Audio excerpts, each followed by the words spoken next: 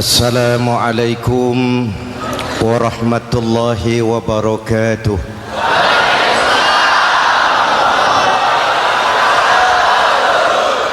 Alhamdulillahillazi ja'ala ramadhana syahra siyami lil mu'minin.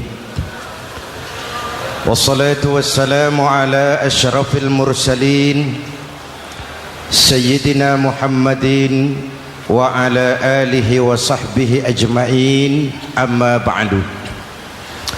Para ulama yang saya muliakan, para pejabat baik sipil maupun militer yang saya hormati, alhamdulillah malam ini atas izin Allah, mudah-mudahan yang kita laksanakan ini merupakan bagian dari amal ibadah kita di bulan suci Ramadan ini.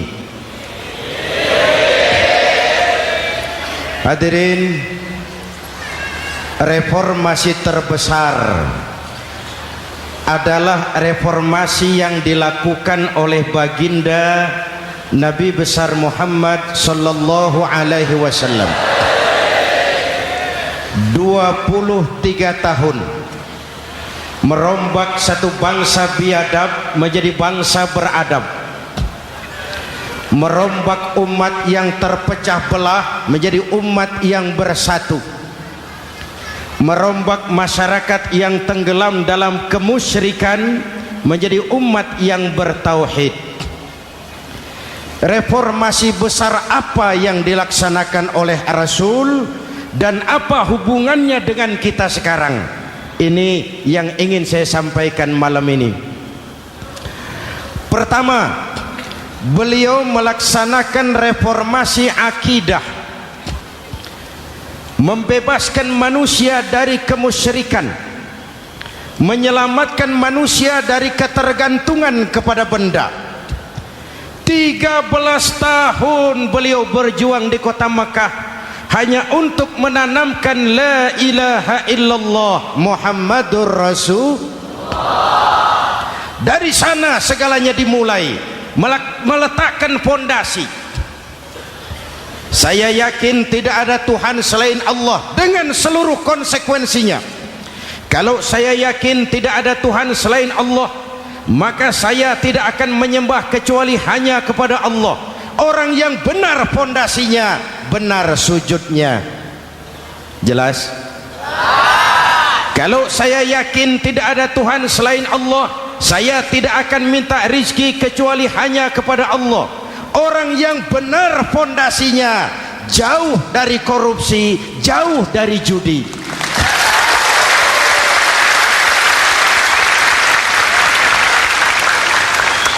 Kalau saya yakin tidak ada Tuhan selain Allah, saya tidak akan menggantungkan hidup kecuali hanya kepada Allah.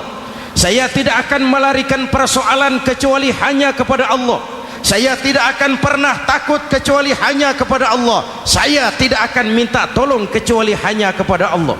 Inilah generator yang membangkitkan seluruh nilai-nilai amal kita. Kita puasa, kita sujud, kita jihad, itu kan karena nilai iman. Betul? Imannya tidak kelihatan, yang kelihatan gejalanya. Mic ini berbunyi karena ada strom. Percaya apa tidak? Kelihatan stromnya? Kok tahu ada strom dari mana? Dari bunyi. Ada suaranya itu, ada stromnya. Kenapa? Bunyi. Lampu menyala karena ada strom. Kipas angin berputar karena ada strom. Betul? Jadi kalau ada strom bunyi dong. Kalau ada strom lampunya nyala dong. Kalau ada strom kipas anginnya muter dong. Artinya apa? Kalau ada iman sujud dong. Kalau ada iman jihad. Udah dang dong.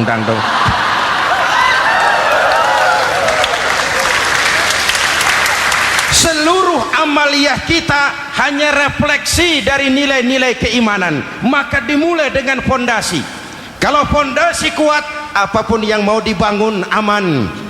Kalau fondasi rapuh, apa yang mau dibangun di atas fondasi yang rapuh? Karena itu, dengan tabligh akbar ini, pesan pertama saya, mari jaga nilai-nilai iman kita. Kita masih bergelut dengan zaman susah. Judi kembali merebak, narkoba meracuni remaja dan pemuda-pemudi kita, padahal dua-duanya sumber segala macam kemaksiatan. Judi mendidik orang jadi malas, dan sejarah belum pernah mencatat ada orang jadi kaya karena judi. Yang bangkrut, yang kere, yang melarat banyak.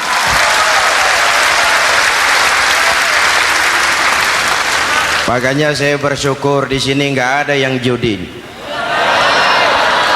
Nggak ada, mana saya nggak lihat di sini. Entahlah kalau di luar sini.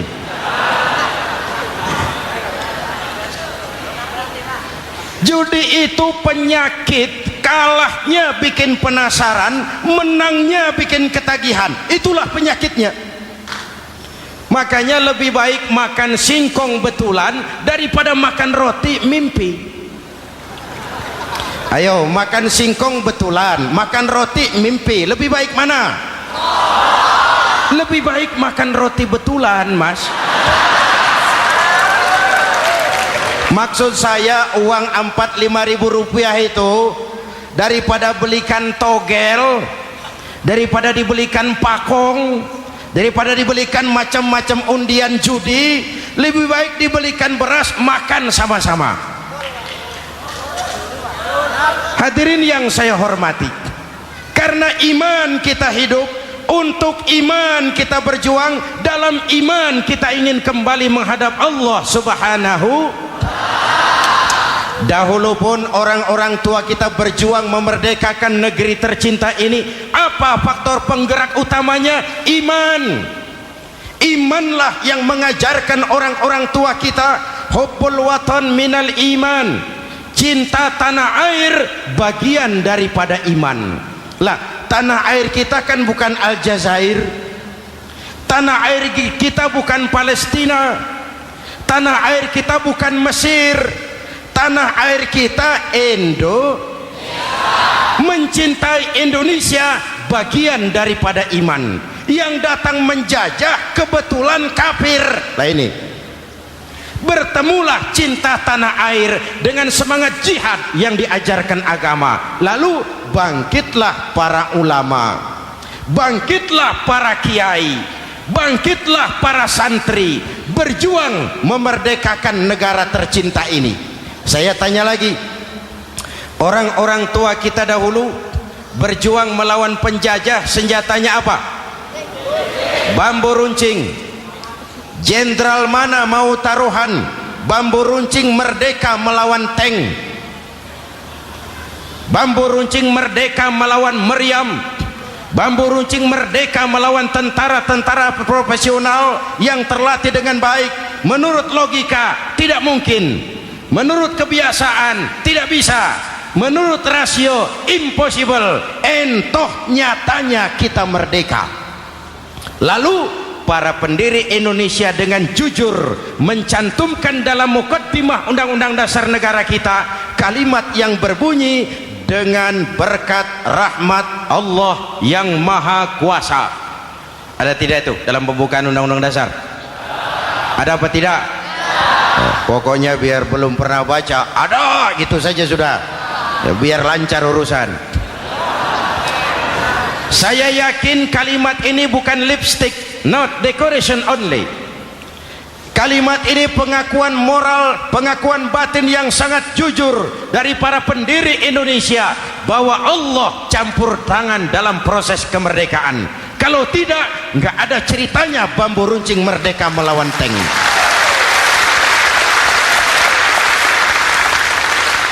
Kalau dulu iman untuk merebut kemerdekaan, sekarang iman untuk mengisi kemerdekaan. Betul? Betul? Karena itu jaga nilai-nilai iman, jangan tidur. kita sudah berhasil melaksanakan pemilu, sidang umum MPR sudah digelar, pemerintahan baru sudah terbentuk. Itu kita pilih bersama, kita dukung bersama. Mendukung itu tidak harus selalu iya, kula nuwun semohon dawuh kumaha juragan wae oke bos. Mendukung tidak harus selalu iya, mendukung juga memberikan saran, kritik, perbaikan. Kenapa? Di mana-mana di dunia ini kekuasaan cenderung mau menang sendiri, kekuasaan cenderung untuk korup. Karena itu kalau kita cinta kepada pemerintah, kita harus mengawasi jalannya pemerintahan kita ini.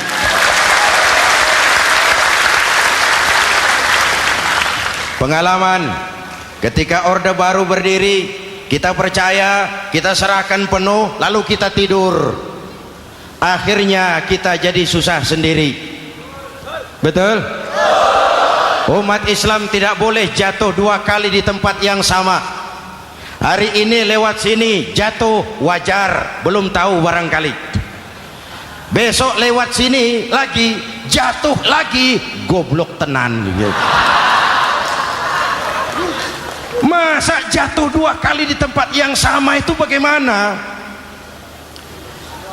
Hadirin yang saya hormati, nilai-nilai iman, intan paling mahal, mutiara paling berharga, tidak lain nilai iman. Imanlah yang menyebabkan kita gembira menyambut datangnya Ramadan, menyingsingkan lengan baju, menghamparkan sajadah, melakukan pendekatan yang intens kepada Allah. Kenapa? Kita mengerti nilai Ramadan. Tempo hari saya berikan contoh, di tangan kanan saudara ada berlian, harganya 50 juta. Di tangan kiri saudara ada rumput seikat. Berlian dan rumput ini taruh di depan kambing. Kira-kira mana yang diambil kambing? Rumput, dasar kambing. Kambing tidak ngerti nilai berlian. Padahal kalau kambing sedikit mau pakai otak. Kalau berlian yang saya ambil, kata kambing, lalu saya bawa ke pasar, kemudian saya jual, harganya 30 juta, lalu dibelikan rumput, dapat rumput sekabupaten. Tapi kambing tidak ngerti nilai berlian, yang kambing tahu cuma rumput. Kenapa? Hidup kambing cuma melayani perut. Maka kata Imam Ali karramallahu wajhah, orang yang hidupnya hanya untuk melayani perut,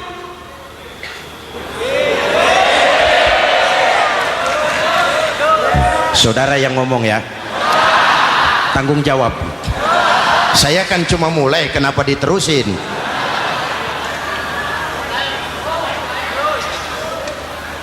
Hadirin yang saya hormati, jaga iman baik-baik, wariskan kepada anak-anak kita. Mereka harapan kita semua, mereka masa depan Indonesia. Akan bagaimana Republik Indonesia, bahkan akan bagaimana Islam di Republik Indonesia 20, 30, 40 tahun yang akan datang, anak-anak kita lah jawabannya.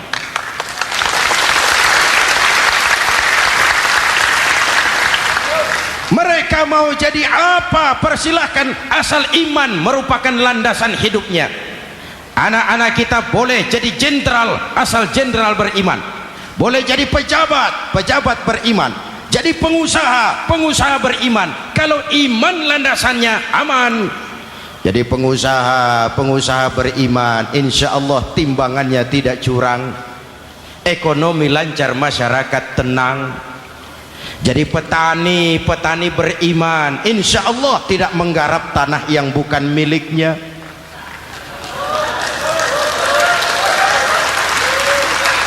Jadi pejabat, pejabat beriman, insya Allah korupsinya sedikit.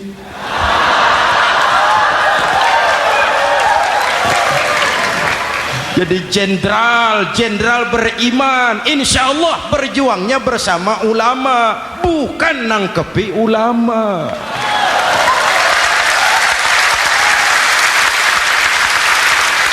Jadi teknokrat, teknokrat beriman, jadi pengusaha, pengusaha beriman, jadi seniman, seniman beriman, jadi maling. Nggak ada, mana ada maling beriman.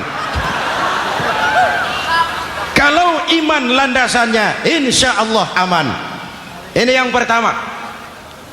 Yang kedua, baginda Nabi melaksanakan reformasi sosial. Berupa apa? Membebaskan manusia dari ras diskriminasi, mengikat manusia dengan tali akidah. Diciptakan kita dari laki-laki dan perempuan, dijadikan kita bersuku-suku dan berbangsa-bangsa. Bahkan Quran memulai dengan kalimat syu'ub, wa ja'alnakum syu'uban wa qabaila. Kami jadikan kamu berbangsa-bangsa dan bersuku-suku agar kamu saling mengenal satu dengan yang lain.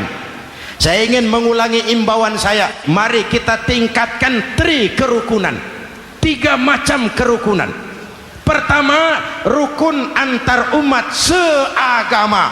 Sesama muslim harus rukun. Ya Pak? Ya Bu?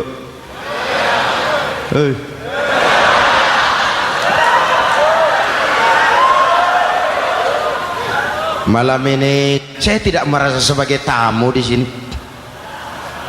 Saya hanya keluarga di tengah-tengah keluarganya.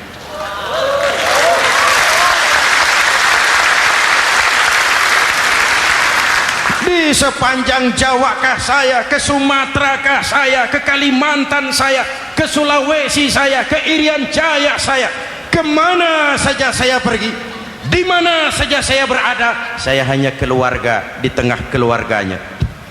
Sebagai muslim kita terikat akidah, sebagai bangsa kita punya komitmen, kita ingin bersatu nusa, satu bangsa, satu. Inilah kita. Hadirin yang saya hormati, rukun antar umat seagama. Hura-hura pemilu sudah lewat, ekses-eksesnya harus kita hilangkan. Boleh jadi kemarin-kemarin karena berbeda kaos sama teman gak teguran. Yang sudah-sudah, yang penting sekarang ke depan. Sudah capek kita rakyat diobok-obok. Sudah datang saatnya kita meluruskan saf, merapatkan barisan, menggalang semangat kebersamaan. Rukun antar umat seagama. Begitulah malam ini saya hadir di tengah keluarga sendiri. Yang mengikat kita apa? Akidah. Di masjid kita ditemukan, dan inilah simbol kehidupan umat. Tadi kita sholat isya dan tarawih di sini, menghadap ke arah yang sama, menyembah Allah Tuhan yang sama, melakukan gerak yang sama, membaca bacaan yang sama, dengan bahasa yang sama. Betul? Tapi kita datang dari segala penjuru. Kita datang dari sebelah lor, sebelah kidul, sebelah wetan, sebelah kulon. Di sini di masjid ini kita menghadap ke arah yang sama. Kita yang hadir di sini boleh jadi ada yang dari Sumatera, Kalimantan, Sulawesi, Irian Jaya, tapi kita adalah Indonesia. Jelas? Jelas? Saya sering kasih contoh, coba kalau sholat pakai bahasa masing-masing, ramai masjid, bingung malaikat. Ini Indonesia ramai karena tiap provinsi sholat pakai bahasa masing-masing. Kalau Riau bicara sendiri, Ambon bicara sendiri, Aceh bicara sendiri, Irian bicara sendiri, ramai masjid. Jelas? Jelas? Yang imam pakai bahasa Indonesia, takbir, Tuhan yang maha besar.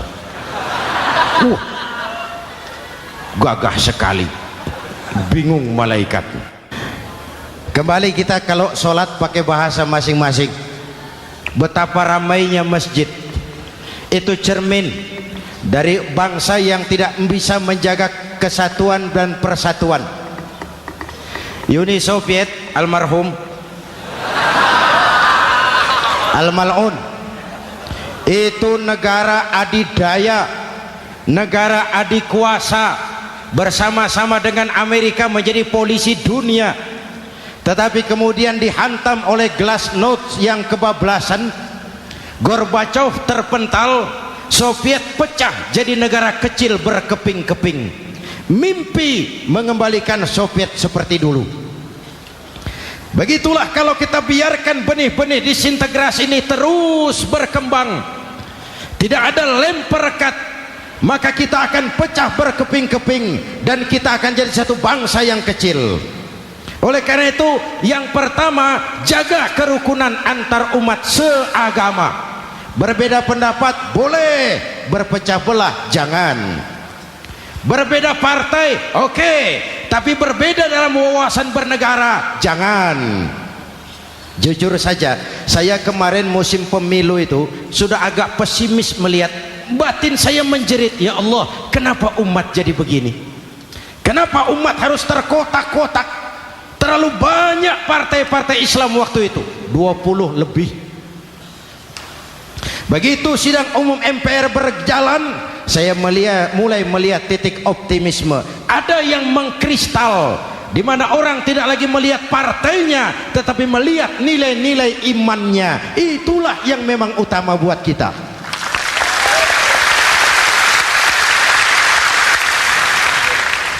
Ini yang pertama, rukun antar umat seagama. Yang kedua, rukun antar umat beragama. Beberapa hari yang lalu ada kejadian yang mengenaskan di Jakarta Timur, Cipayung. Peristiwa penyerbuan Yayasan Dolos.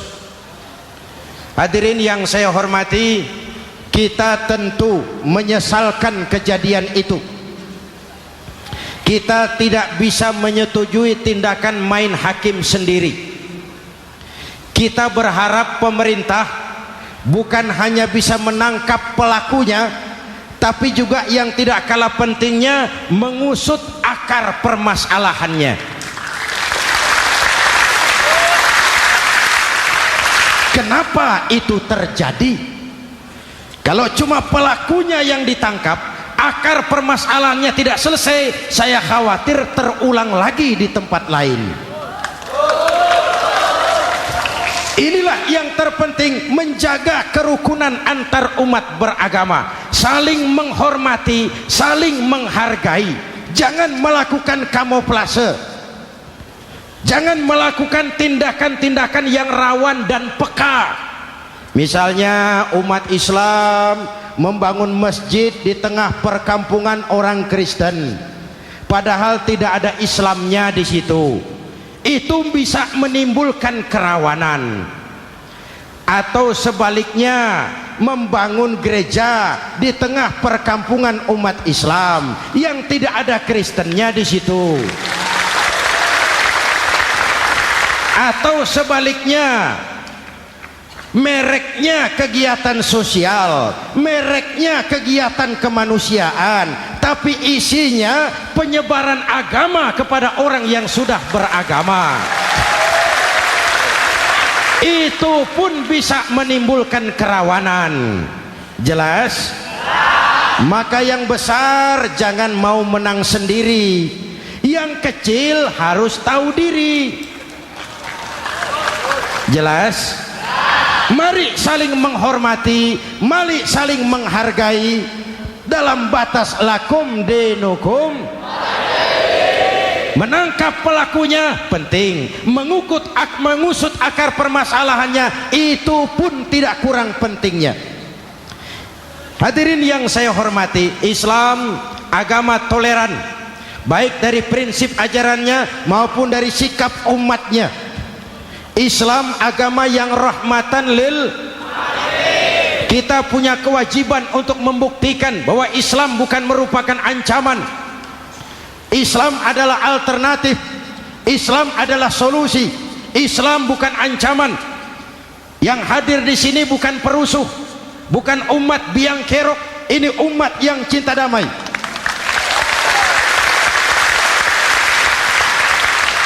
Ini umat yang tidak pernah mencari-cari musuh, tapi juga tidak akan pernah lari kalau bertemu musuh.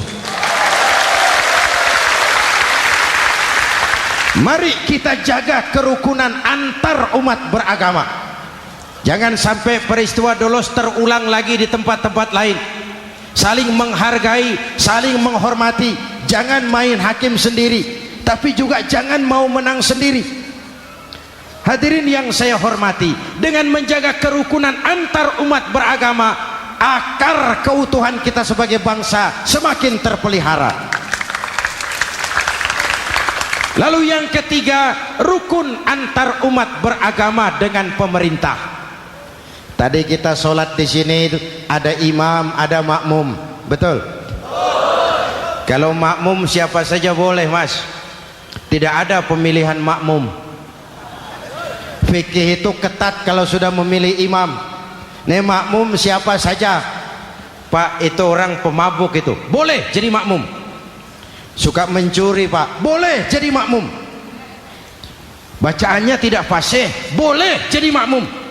Ketinggalan 1 rakaat, boleh jadi makmum. Tapi tidak tiap orang boleh jadi imam. Kenapa? Imam mau mimpin orang banyak. Kalau dia bodoh, bagaimana nasib makmumnya?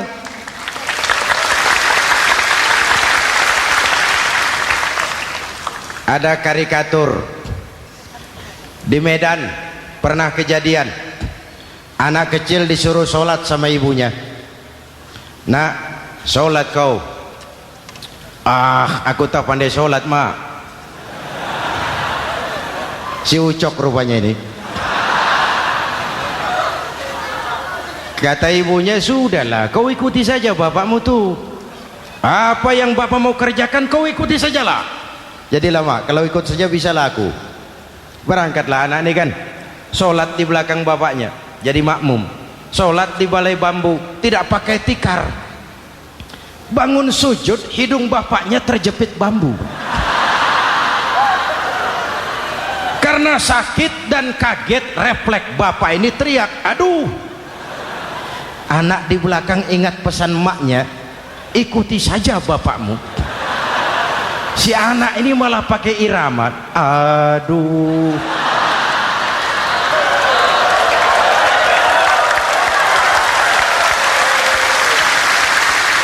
Lah, ada yang lebih gendeng lagi, mendengar anaknya mengadu, bapaknya menoleh ke belakang. Kata bapaknya, kau kejepit juga, Cok, katanya. Sholat jadi ngobrol. Kalau makmum dan imam sama bodohnya, rusak sholat ini.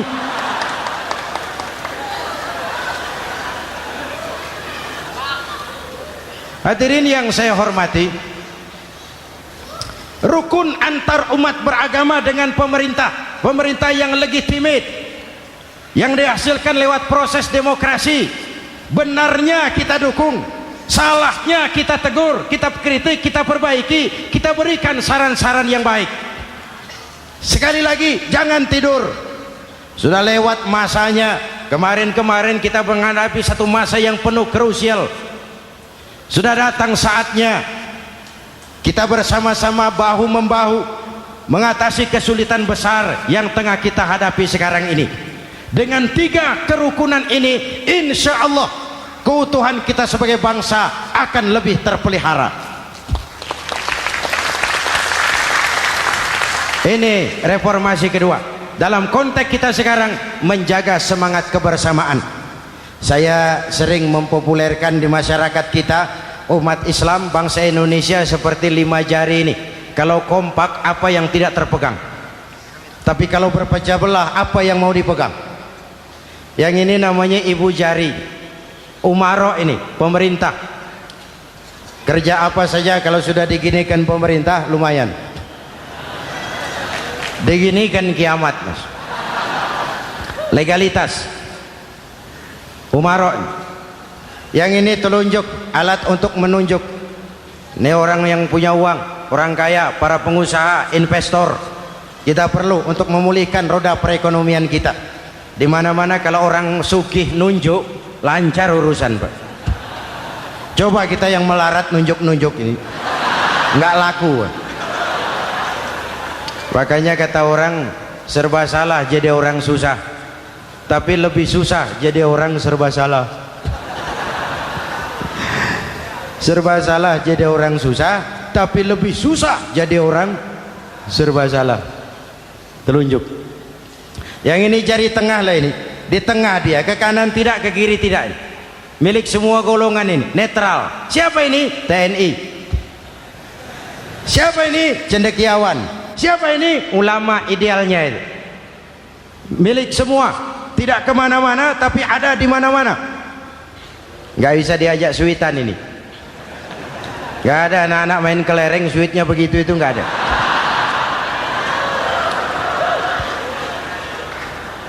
Ini jari manis remaja, pemuda, masa muda, masa yang paling manis. Semua harapan milik pemuda. Belum pernah saya dengar ada orang pidato para kakek-kakek harapan bangsa, belum pernah. Mesti kalau sudah harapan umat, pemuda, harapan negara, pemuda, harapan agama, pemuda, harapan bangsa, pemuda, harapan pemudi. Jari manis. Yang ini kelingking, jari paling kecil ini. Ini kaum wanita ini. Perempuan kecil tapi mantap.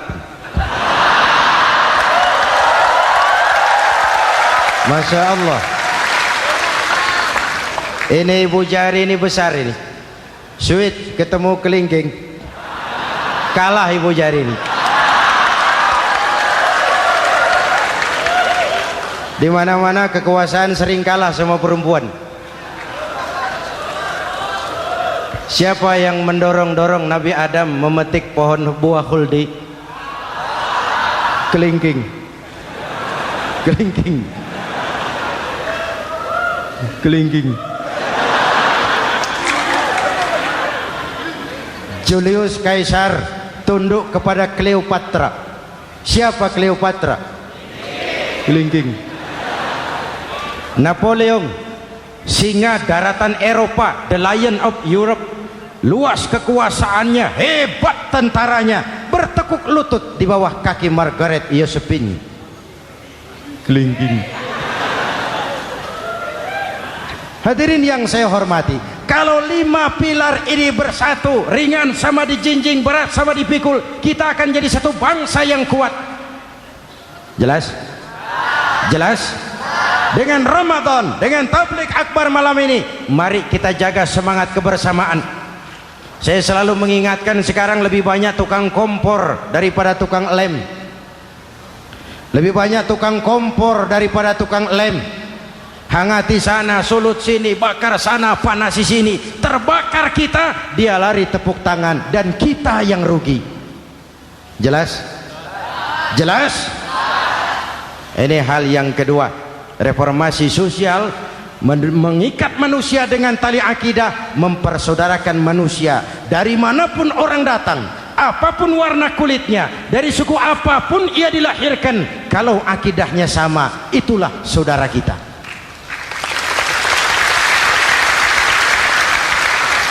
Kembangkan terus kerukunan antar umat seagama, antar umat beragama, dan antar umat beragama dengan pemerintah. Muslim bagaikan satu tubuh. Jikalau yang satu sakit, yang lain ikut merasakan sakit. Muslim bagaikan sebuah bangunan, yang satu sama lain harus saling memperkuat. Ada yang jadi tiang, tentu. Ada yang jadi pintu, memang. Ada yang jadi genteng, iya. Tapi satu sama lain harus saling memperkuat. Tidak bisa genteng ngomong sama tiang. Kata genteng, saudara tiang, kamu sih enak. Saya setengah mati, kata genteng. Hujan kehujanan, panas kepanasan, kadang-kadang anak-anak nakal saya dilontari batu, kata genteng.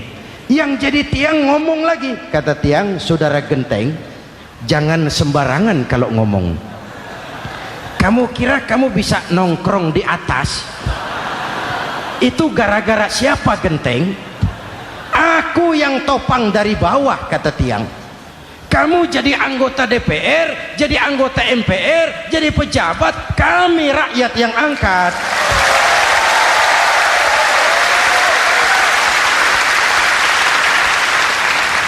Jangan waktu di bawah rajin ngamalkan ayat kursi, dapat kursi lupa sama ayat.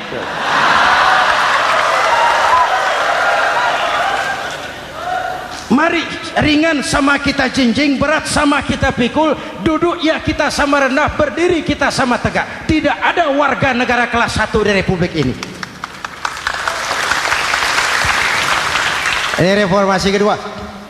Yang ketiga, reformasi menegakkan keadilan, menyelamatkan manusia dari kezaliman.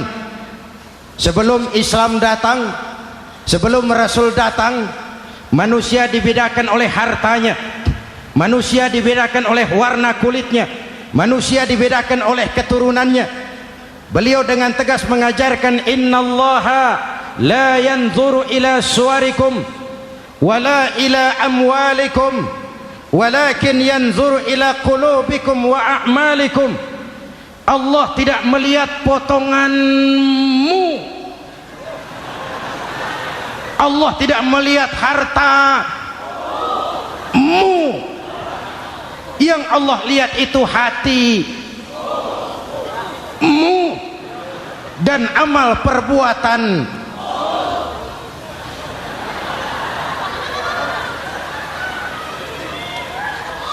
Perjuangan menegakkan keadilan.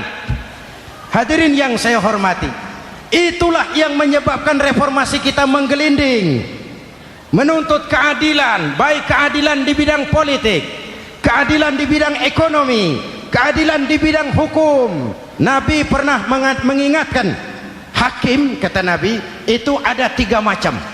Al-qudatu salasatun. Hakim ada 3 macam. 1 di surga, 2 di neraka. Hadirin yang saya hormati, siapa yang hakim ke surga itu? Ada hakim yang tahu tentang kebenaran, lalu siap melaksanakan kebenaran itu, menghukum dengan kebenaran apapun resikonya, walaupun dimusuhi atasannya, walaupun bertentangan dengan nuraninya, karena itu orang yang dia sukai, tapi dia tetap melaksanakan hukum. Hakim yang mengerti tentang kebenaran sesuatu lalu melaksanakan hukum dengan kebenaran itu yang akan sampai ke surga.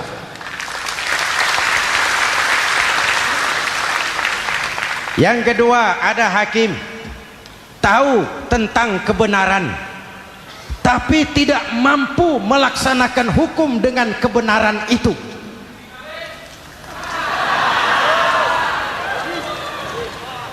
Tahu sesuatu itu benar tetapi tidak punya nurani untuk membela kebenaran, mengetahui kebenaran tapi tidak berdaya untuk memperjuangkan kebenaran.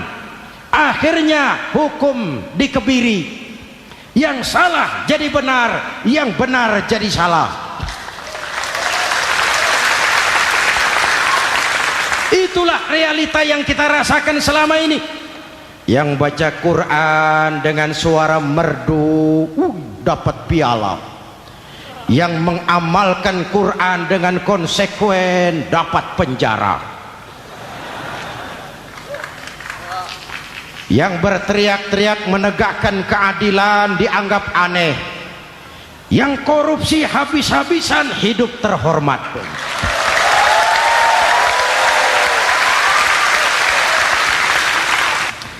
Jadi yang kedua tadi hakim yang tahu kebenaran tetapi tidak mampu melaksanakan hukum sesuai dengan kebenaran, diperkosanya kebenaran, ditekannya hati nuraninya, sehingga ini yang mengakibatkan terlukanya perasaan keadilan. Yang ketiga lebih celaka lagi, ada hakim yang tidak mengerti tentang kebenaran lalu melaksanakan hukum dalam ketidakmengertiannya, bodoh melaksanakan hukum dalam kebodohan, itu pun menyebabkan orang masuk neraka. Na'udzubillah. Hadirin yang saya hormati, reformasi yang dilaksanakan Rasul berjuang menegakkan keadilan setelah membebaskan manusia dari ras diskriminasi. An-nas kulluhum li Adam wa Adam min turab, la fadla li arabiyyin ala ajamiyyin illa bitaqwa. Seluruh manusia berasal dari Adam.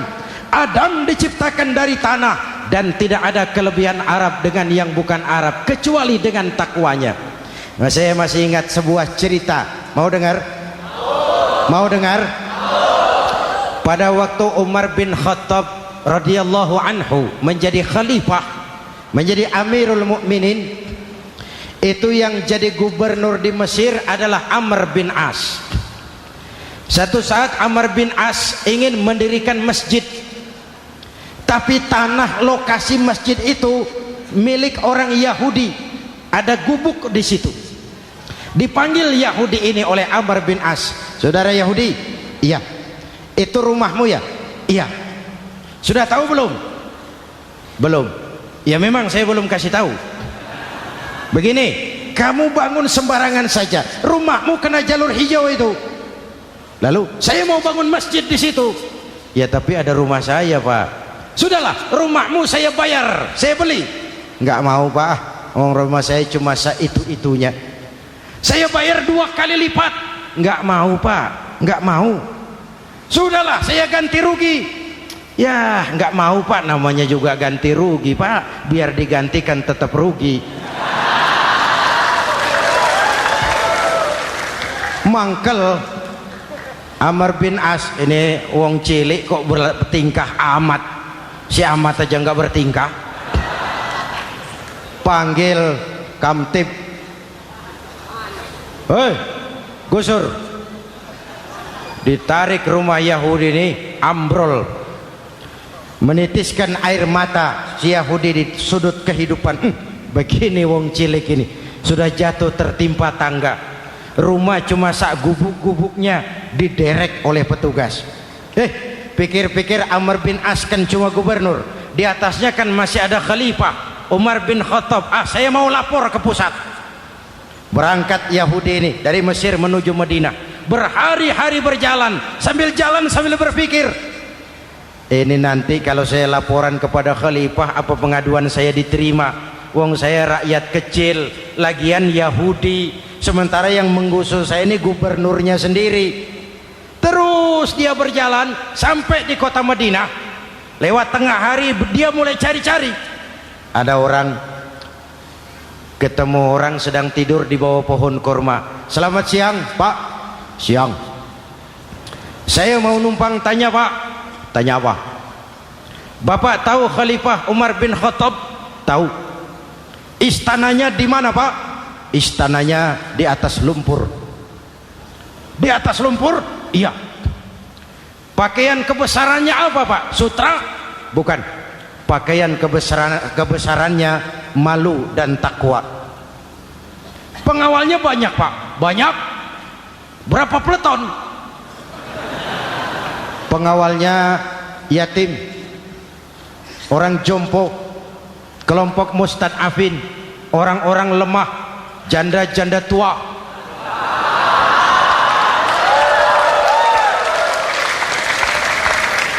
Itu pengawalnya. Pakaian kebesarannya malu dan takwa. Pengawalnya orang-orang lemah, tidak berdaya. Kok begitu, Pak? Begitulah Umar bin Khattab. Orangnya sekarang di mana, Pak? Di depan kamu.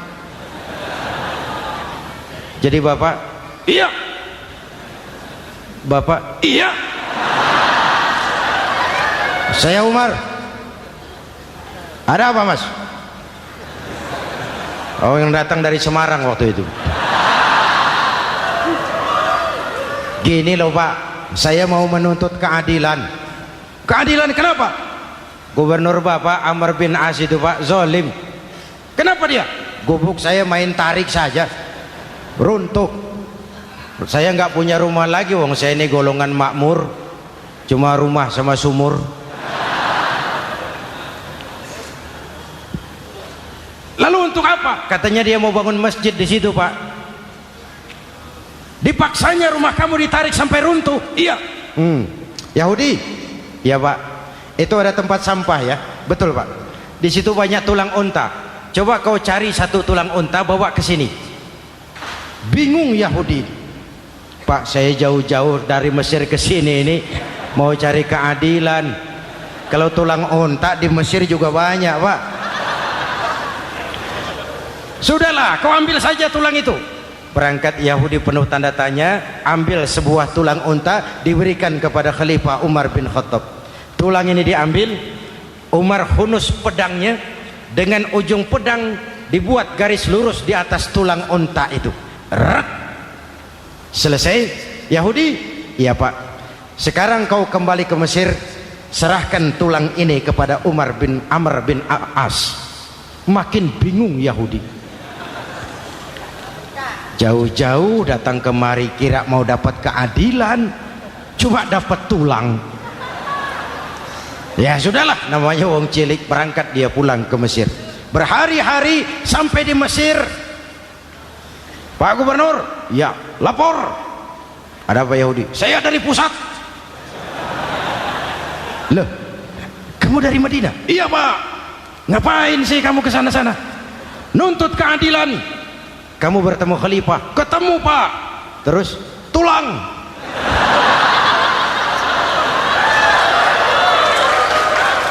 Ini loh Pak, salam dari beliau, tulang. Apa maksudnya? Aku nggak ngerti lah itu Pak. Yes, go rene. Diambil tulang itu. Amr bin As melihat ada garis lurus dengan ujung pedang, gemetar badannya, keringat bercucuran. Kepala proyek dipanggil. Mas, ini proyek masjid batal, gubuk Yahudi dirikan lagi. Loh Pak, kata kepala proyek, saya kan sudah menang tender Pak.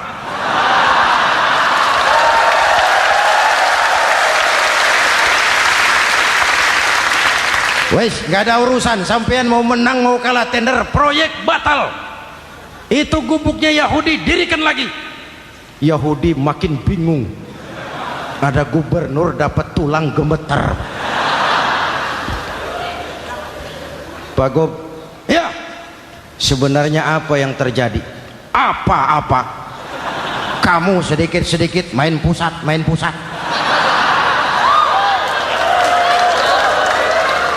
Yang ngomong dulu toh.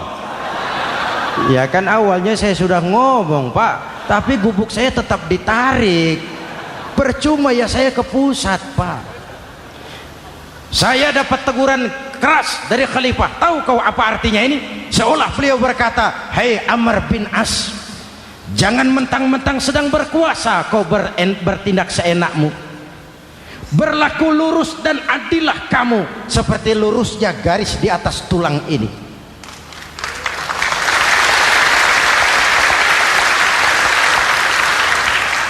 Kalau kau tidak lurus, kalau kau tidak berlaku adil, aku yang akan meluruskanmu dengan pedangku. Itu bahasa simbolik. Siapa yang nggak gemeter? Kamu. Pusat. Wedus. Ya ini nek coro kita. Oh Pak, kalau begitu Islam adil ya Pak? Adil. Jadi saya menang Pak? Menang kamu. Padahal saya Yahudi. Tapi menang ya? Menang. Pak sudahlah kalau begitu Pak. Bagaimana? Itu gubuk saya ambil saja Pak. Tanah-tanahnya sak gubuk-gubuknya Bapak ambil.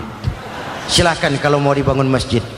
Tidak cuma sekedar itu Pak, mulai hari ini Bapak dengarkan, asyhadu an la ilaha illallah wa asyhadu anna muhammadar rasulullah.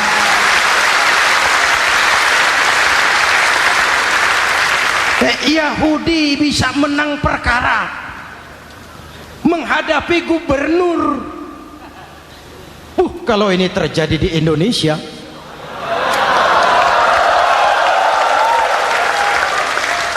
amin. Oke, lalu siapa pemimpin adil itu? Setiap kita kan pemimpin. Presiden pemimpin di negaranya, gubernur pemimpin di provinsinya, bupati pemimpin di kabupatennya, Pak Camat pemimpin kecamatannya, Pak Lurah pemimpin di kelurahannya, suami pemimpin di rumah tangganya, anak muda pemimpin bagi dirinya. Dan setiap kita akan dimintakan tanggung jawab. Anak muda pemimpin buat dirinya, nanti diminta tanggung jawab. Kakimu kau bawa jalan kemana? Tanganmu ngambil apa? Lidahmu bicara apa? Matamu menteleng, apa yang dilihat? Seluruhnya akan dimintakan pertanggungan jawab. Marilah kita jadi orang yang adil kepada diri, kepada keluarga, dan akhirnya kepada masyarakat, bangsa dan negara. Hadirin yang saya hormati, satu ayat yang sering dibaca pada akhir khutbah khatib Jumat, innallaha ya'muru bil adli wal ihsan. Allah memerintahkan kamu berlaku adil dan berbuat ihsan. Tidak sekadar adil tapi ihsan. Ihsan nilainya lebih tinggi dari adil. Contoh, nak, tolong taruh telur itu di pinggir meja. Anak yang adil apa adanya, ditaruh telur di pinggir meja. Anak yang ihsan lain, lah iya perintahnya sih di pinggir meja, tapi kalau pas di pinggir meja kan jatuh ke bawah, ke tengah sedikit. Ini ihsan. Oleh karena itu, mari, perjuangan menegakkan keadilan masih panjang. Jalannya tidak lurus bertabur bunga, menanjak menurun, banyak onak dan duri. Namun seperti yang dikatakan seorang tokoh, masih Napoleon, kalau ada 1000 orang penegak keadilan, saya satu dari yang 1000 itu. Kalau ada 100 penegak keadilan, saya juga satu dari yang 100 itu. Kalau ada 10 orang menegakkan keadilan, saya juga satu dari yang 10 itu. Kalau hanya 1 orang yang menegakkan keadilan, maka sayalah yang 1 itu. Tetap konsisten berjuang menegakkan keadilan, walaupun besok langit akan runtuh, walaupun besok akan kiamat, keadilan tetap harus ditegakkan. Oke, ini reformasi yang ketiga, menegakkan keadilan, mengayomi masyarakat dengan hukum yang tegas. Dan Rasul menjadi contoh, ini yang hebat. Misalnya beliau berkata, wallazi nafsi biyadihi lau anna Fatimah binti Muhammadin saraqat laqata'a Muhammadun yadaha. Demi Allah, andai kata Fatimah putri Muhammad mencuri, jangan orang lain, Muhammad sendiri yang akan memotong tangannya. Hukum berwibawa, masyarakat terlindungi. Kenapa? Nabi jadi contoh. Jelas? Beliau mengajarkan orang beramal. Kepada putrinya beliau mengatakan apa? I'mali ya Fatimah, i'mali fa inni la ughni anki minallahi syai'a. Fatimah, beramal kau. Fatimah, beramal kau. Fatimah, solat kau. Fatimah, puasa kau. Fatimah, zakat kau.